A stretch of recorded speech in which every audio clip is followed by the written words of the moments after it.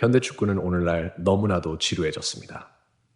지난 10년이 넘는 시간 동안 오직 두 명의 위대한 이름만이 조금씩 서로를 겨루며 수많은 기록과 수많은 트로피를 경쟁하듯 차지해 왔습니다. 리오넬 메시가 타고난 천재라면 크리스티아누 호날두는 끊임없는 노력과 피나는 훈련의 산물이며 절대 굴복하지 않고 절대 포기하지 않으며 꿈꾸기를 두려워하지 않고 싸우기를 두려워하지 않으며 오직 정상에 오르겠다는 갈망 하나만을 위해 모든 것을 바친 선수입니다. 위대한 발명가 토머스 에디슨은 천재는 1%의 영감과 90%의 땀으로 이루어진다 라고 말했습니다. 그리고 호날두야말로 그 말을 가장 완벽하게 증명하는 존재입니다. 이것은 그의 커리어 5번째 발롱도르였으며 이를 통해 메시의 기록과 어깨를 나란히 하게 되었습니다. 이 영상을 시작하기에 앞서 여러분께 꼭 서로를 향해 예의 없는 댓글이나 보기 좋지 않은 말을 남기는 것은 아무런 의미가 없습니다. 만약 포르투갈 출신 선수인 호날두를 좋아하지 않는다면 지금 여기서 영상을 멈추셔도 됩니다. 하지만 우리는 이 행성 스포츠 역사상 가장 위대한 두 천재가 활약하는 시대를 함께 살아가고 있는 정말 행운 아들이기 때문입니다. 호날두와 메시가 축구를 하며 서로 기록을 빼앗고 또 새로운 기록을 세우는 모습을 직접 볼 수 있다는 것은 정말 큰 축복입니다. 서로를 비난하거나 아름답지 못한 말들을 주고받기보다는 그들의 노력을 있는 그대로 바라보고 인정하며 그들이 아직도 그라운드에서 뛰는 이 시간을 마음껏 즐겨보는 것이 어떨까요? 언젠가 호날두와 메시가 더 이상 정상에 있지 않고 더 이상 우리 앞에서 축구를 하지 않게 된다면 지금 여러분이 남기는 그런 댓글들은 더욱 의미가 없어질 것입니다. 원래 이 두 선수는 친구이지 결코 원수도 숙명의 라이벌도 아닙니다. 호날두와 메시는 오직 축구 역사의 가장 아름다운 것들을 남기고 싶었을 뿐입니다. 수많은 기록과 수많은 트로피는 자신의 한계를 뛰어넘고 스스로의 노력을 증명하기 위해 끊임없이 도전한 결과입니다. 그들이 서로 경쟁했던 이유도 결국 그 혜택을 누리는 사람은 바로 팬들, 그리고 우리 모두이기 때문입니다. 2017년이 끝나면서 레알 마드리드는 마침내 징크스를 깨뜨렸습니다. 그들은 UEFA 챔피언스 리그 역사상 최초로 우승 타이틀 방어에 성공한 클럽이 되었습니다. 이는 모든 축구 선수가 꿈꾸는 최고의 영광이었습니다. 게다가 레알 마드리드 유니폼을 입은 선수들은 세계의 다른 누구보다도 더 큰 행운을 누렸습니다. 그들은 이미 역사의 한 페이지를 장식했기 때문입니다. 하지만 호날두에게 이것은 특별한 일이 아니었습니다. 그는 단 3년 만에 레알 마드리드와 함께 챔피언스 리그 우승을 3번이나 차지했습니다. 하루가 지나고 또 하루가 지나도 CR7에게는 결코 충분함이라는 것이 없었습니다. 1985년 2월 5일 크리스티아누 호날두는 포르투갈 마데이라 제도의 아름다운 도시 푼샬에서 태어났습니다. 그는 일남 2녀 중 막내 아들이었습니다. 어머니는 크리스티아누라는 이름을 지었고 아버지는 호날두라는 이름을 선택했습니다. 포르투갈어 이름인 호날두는 배우이자 당시 미국 40대 대통령이었던 로널드 윌슨 레이건음에서 따온 것이었습니다. 그의 부모는 모두 레이건을 매우 존경했습니다. 하지만 호날두가 11살이 되었을 무렵 부모는 별거하게 되었고 가정은 일찍부터 무너졌습니다. 그는 더 이상 학교 생활에 집중하지 못했습니다. 공부도 잘하지 못했습니다. 하루 종일 학교를 빠져나와 축구만 했기 때문입니다. 호날두가 처음 축구를 시작한 팀은 안도리냐였습니다. 9살이 되자 그의 재능은 점점 알려지기 시작했고 마데이라 섬의 두 명문 구단인 마리티무와 나시오날이 모두 그에게 관심을 보였습니다. 하지만 이 작은 구단들이 포르투갈 최고의 명문 클럽인 스포르팅 리스본과 경쟁할 수는 없었습니다. 겨우 11살이던 스포르팅은 마데이라에서 온 이 천재 소년을 영입하기 위해 돈을 투자했습니다. 어린 호날두는 홀로 기차를 타고 버스를 갈아타며 자신의 꿈을 이루기 위한 길을 떠났습니다. 시골 출신이라는 이유로 친구들에게 끊임없이 놀림과 따돌림을 당했지만 그는 묵묵히 참고 견뎠습니다. 하루하루 1시간 1시간 그는 끊임없이 노력했습니다. 15살이 되었을 때 호날두는 빈맥 증후군 진단을 받았습니다. 축구선수 생활을 포기해야 할 수도 있는 병이었습니다. 이 소식을 들은 스포르팅 구단은 그의 어머니가 치료를 받을 수 있도록 적극적으로 도왔습니다. 다행히 수술은 성공적으로 끝났습니다. 1년 후 그는 1군에서 등번호 28번을 받았습니다. 2002-2003 시즌 내내 리버풀의 제라르 울리의 감독은 구단주에게 호날두를 반드시 영입해달라고 간청했지만 구단은 이를 받아들이지 않았습니다. 바르셀로나의 회장 주안 라포르타 역시 호날두를 영입하라는 조언을 받았지만 결국 구단 수뇌부를 설득하지 못했습니다. 아르센 벵거 또한 직접 만나 호날두 영입을 권유했지만 모두가 이를 거절했습니다. 어쩌면 이것은 신의 뜻이었는지도 모릅니다. 신은 이 특별한 선물을 한 특별한 사람을 위해 남겨두고 있었기 때문입니다. 2003년 스포르팅은 새로운 홈구장인 이스타디우 조제 알발라드의 개장식을 열었습니다. 맨체스터 유나이티드는 친선 경기를 위해 초청받았습니다. 등번호 28번을 달고 뛴 젊은 미드필더의 놀라운 활약은 스코틀랜드 출신의 명장 알렉스 퍼거슨 경을 완전히 사로잡았습니다. 그는 호날두를 데려가지 못한다면 절대로 리스본을 떠나지 않겠다고 결심했습니다. 당시 18세 선수에게 1220만 파운드라는 이적료가 책정되었고 호날두는 등번호 28번을 달고 싶어 했습니다.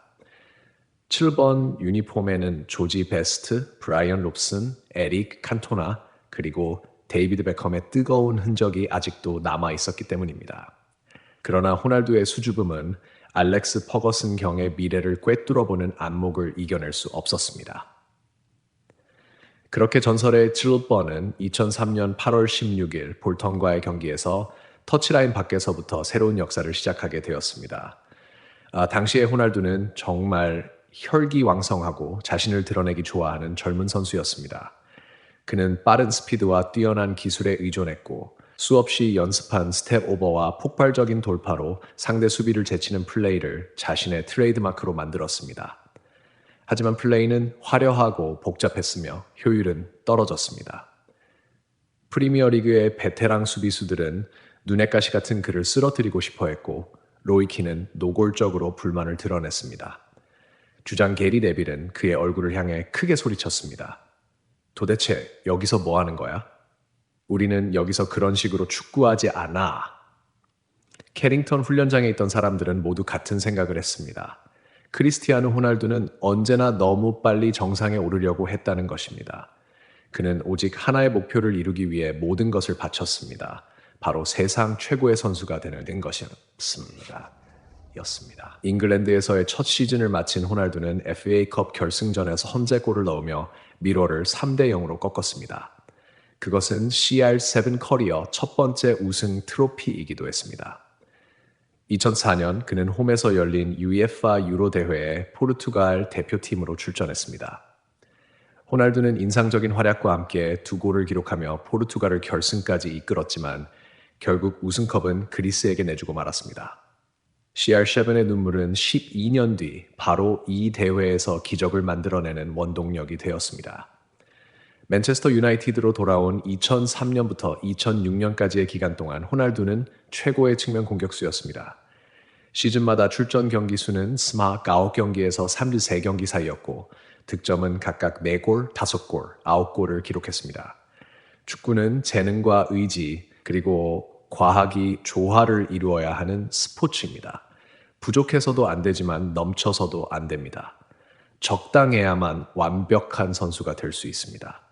하지만 호날두는 모든 것이 너무 넘쳤습니다. 그래서 오히려 전체적으로는 아직 부족한 점도 많았습니다. 그 시절 그의 유일한 우승은 2005년 리그컵이었습니다. 2006년은 그의 인생을 바꾼 전환점이었습니다. 21살이 된 크리스티아누 호날두는 독일에서 열린 생애 첫 월드컵 무대를 밟았습니다. 8강전에서 포르투갈은 잉글랜드를 만났습니다. 웨인 루니가 히카르두 카르발류에게 거친 파울을 범하자 호날두는 곧바로 주심에게 달려가 강하게 항의했습니다. 그리고 주심 오라시오 엘리손도는 즉시 루니에게 퇴장을 선언했습니다. 중계 카메라는 호날두가 벤치 쪽으로 돌아가며 윙크하는 장면을 우연히 포착했습니다. 결국 잉글랜드는 승부차기에서 패했고 영국 언론은 호날두를 집중적으로 비난하기 시작했습니다. 더 선더선은 일면에서 그를 조롱했고 상황은 너무 심각해서 알렉스 퍼거슨 경이 직접 호날두의 몸은 보디빌더처럼 훨씬 더 커져 있었습니다. 그는 충분히 강했고 충분히 탄탄했으며 페널티 박스 앞 마지막 수비벽을 돌파할 만큼의 체력과 끈기까지 갖추게 되었습니다. 과거에는 오랜 시간 유지하지 못했던 플레이를 이제는 경기 내내 보여줄 수 있었습니다. 최전방 공격수처럼 뛰기 시작한 그는 무려 17골을 기록했고 이는 이전 세 시즌 득점을 모두 합친 것과 같은 숫자였습니다. 맨체스터 유나이티드는 첼시를 무너뜨리며 다시 잉글랜드 정상에 올랐습니다. 바로 그때부터였습니다. 신동이라는 껍질을 벗어난 한 천재가 전설의 전당으로 향하는 여정이 시작된 순간이었습니다.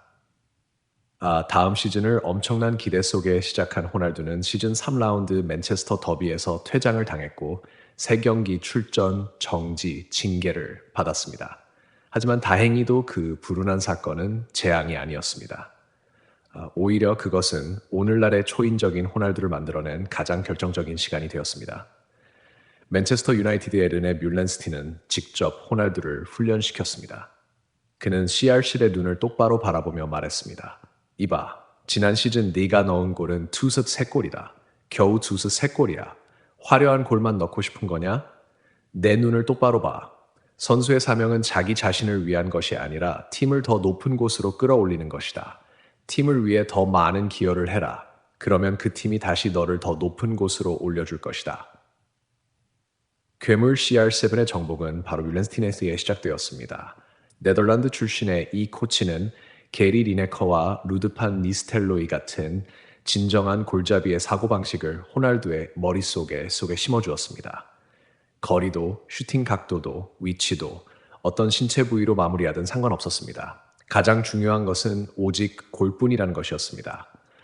호날두는 먹는 것도 자는 것도 잊은 채 훈련에 모든 것을 쏟아부었습니다. 그는 네덜란드 코치가 준비한 혹독한 훈련 프로그램을 하나도 남김없이 소화하려고 노력했습니다.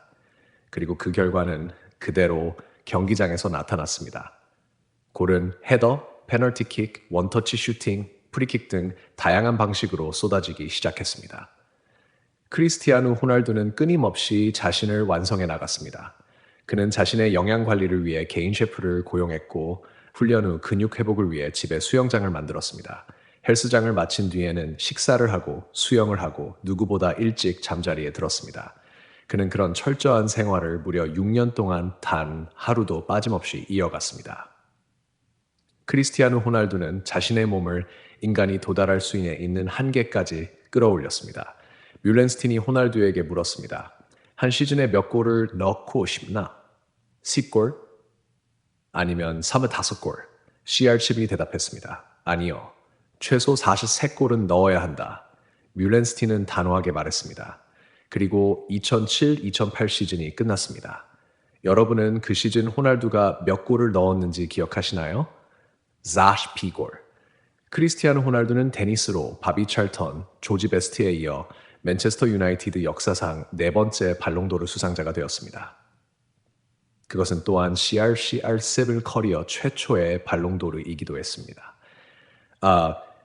맨체스터 유나이티드는 프리미어리그 우승을 성공적으로 지켜냈습니다. 그리고 UEFA 챔피언스 리그에선 모스크바 결승전에서 첼시와 다시 맞붙었습니다.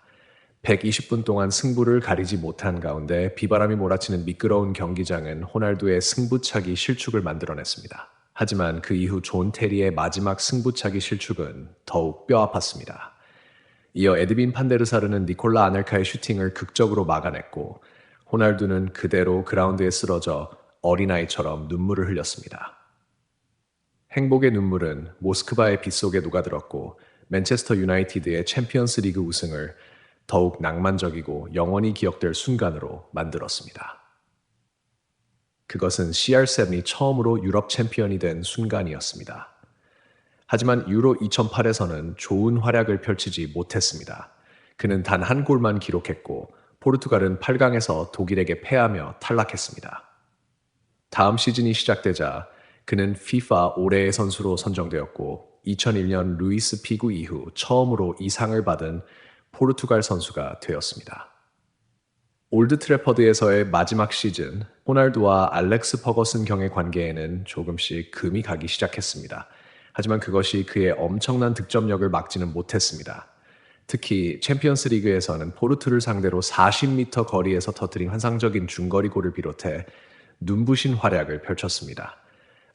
이어 아스널과의 경기에서도 두 골을 터뜨리며 맨체스터 유나이티드를 2년 연속 챔피언스 리그 결승으로 이끌었습니다.